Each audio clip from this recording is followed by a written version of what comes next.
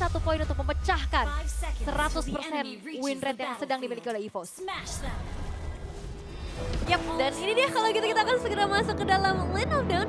Melihat apa yang akan terjadi dari kedua belah tim. Karena untuk di area early game, posisi dari Albert gak boleh terancam sama sekali. Kita ngeliat match up yang sama sebenarnya dari kedua belah jungler ya. Hyosung Shin kembali lagi bertemu dengan Lancelot. Tapi yang menjadi pembedanya adalah kali ini dari arah roamingnya. Akan ada banyak inisiasi di awal pertandingan kita. Dan gak menutup kemungkinan invasi ini bisa melebar sampai ke area jungle nantinya. Dan juga kayak ini poros midnya sama-sama punya sisi ya. Jadinya Ya. Hijume dan Alek enak banget tadi untuk ngepoke Rondel terus-terusan.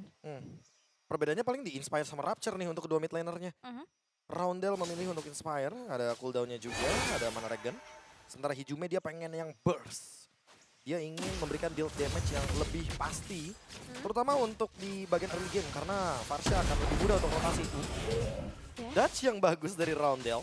Mekanikal pemain muda ya, jadi sangat-sangat wajar sekali hal tersebut kita lihat. Dan masih cukup aman ya buat di arah early game bagi seorang Roundel maupun dari arah Ki. Tapi match up di area XP lane inilah yang selalu menjadi sebuah tontonan yang menarik. Karena dengan hadirnya Pakuito di tangan Zorizo, dengan emblem-emblem mobilitas yang dibawakan juga, dia harus bisa menciptakan space supaya bisa ikut ke arah teamfight di area Turtle yang pertama juga. Tapi lihat, di area mid lane, ini udah mulai diganggu dulu ya dari awal. Valentina adalah salah satu mid laner yang cukup mandiri ya. Jadi dia punya self defensive mechanism juga yang ngebuat dia nggak masih bisa tarik ulur. Ya, that's good. Tapi dari top lane dengan adanya Tyrant's Revenge yang sudah mulai terlihat juga, Nino benar-benar memanfaatkan banget hero powernya untuk ngasih pressure terhadap Zorizo. Ya, inisiasi awal lah ya untuk memberikan gangguan, menguras sound skill, atau bahkan spell. Ini akan sangat menguntungkan karena area turtle-nya udah mulai ditarik lagi oleh para pemain dari EVOS. Kehadiran dari Hijume juga udah mulai tercium kali ini.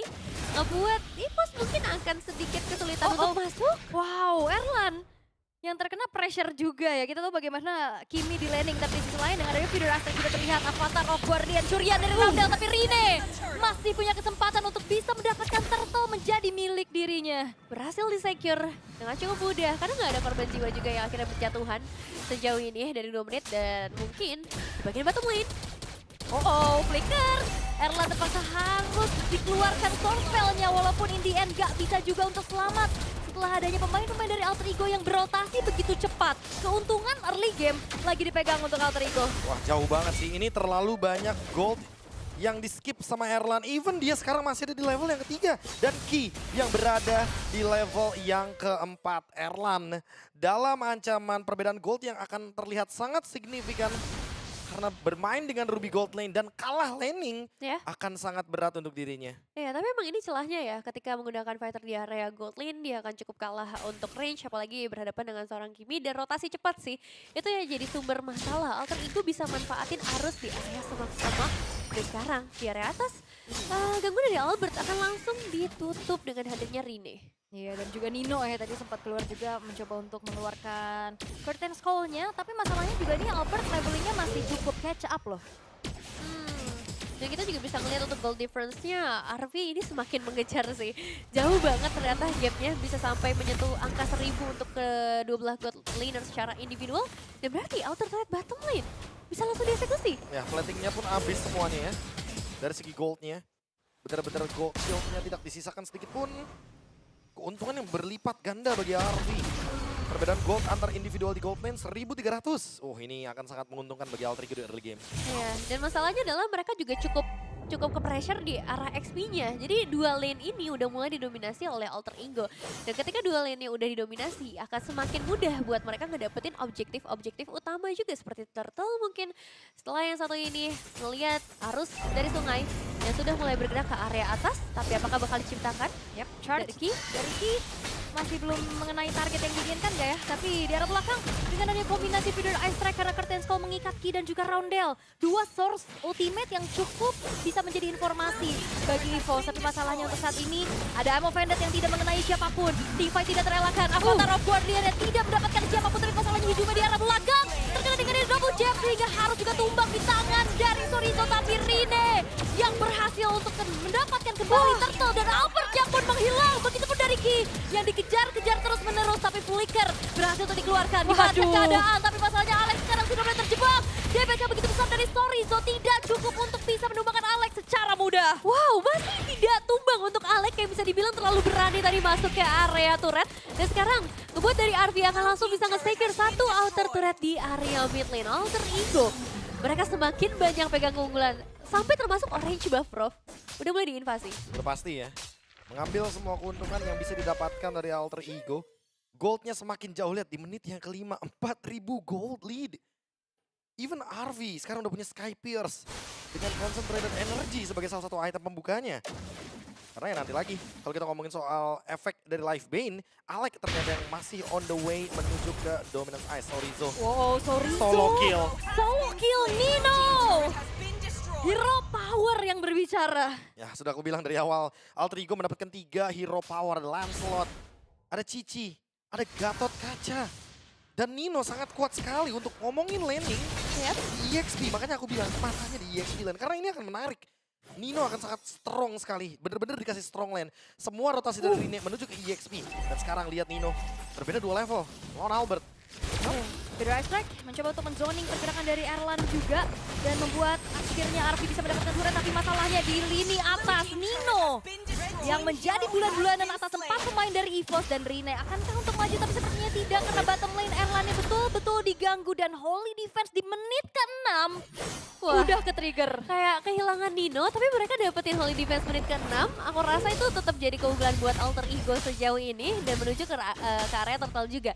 Cuma bisa dibilang secara keseluruhan, dari EVOS, mereka udah harus ngubah plan secara drafting mereka sih. Karena tadi di draft awalnya, mereka harus bermain di early game, mereka harus menangin Erlannya. Tapi sekarang AOG. Yap, Alex belum bisa mendapatkan siapapun. Key-nya juga udah nggak bisa lagi berkutik terlalu lama. Mau Vendetta ya memang connect, tapi sayangnya nggak ada follow up damage lebih lagi yang bisa dilakukan oleh EVOS. Dan terjebak sendirian. Dan masalahnya Sorizo-nya pun hilang. Berhasil untuk ditumbangkan di tangan Alex, tapi di sisi lain Turtle pun diamankan oleh Rine. Pressure terus-terusan yang diberikan oleh Alter Ego tidak terbendung dan bahkan Rine menunjukkan bagaimana piawainya puncture play yang bisa ditunjukkan, tapi masalahnya Rine terpunish di tangan Albert. Cukup disayangkan pergerakan dari Rine yang harus tertabrak tadi. Gagal untuk ngedapetin poin eliminasi tambahan. Tapi ya pengejaran Sorizo ke arah Hijume yang terlalu ambisius pun sama-sama menjadi kerugian buat EVOS. Oke. Terjadi sebuah trade yang merugikan menurutku dari Alter Ego. Tapi inilah Alter Ego yang selalu dive in. Mencoba untuk mencari lebih banyak lagi. Bahkan buat sekarang walaupun Rine tumbang, tapi lihat keunggulannya tetap di angka 5.600. Hanya saja sama seperti Bigetron, Alter Ego nggak boleh melakukan hal tersebut lagi. Kayak Rine sekalipun mau dive, dia harus bareng sama Alex, dia harus bareng sama Nino. Biar dia nggak sendirian di sana. Dan di sini sebenarnya RV juga posisinya masih cukup aman ya. Ngebuat dari Alter Ego mereka belum kehilangan power spike-nya karena tadi emang keunggulan gold tertingginya ada di area gold laner-nya. Tapi Sorizo yang sudah mulai ketahuan posisinya.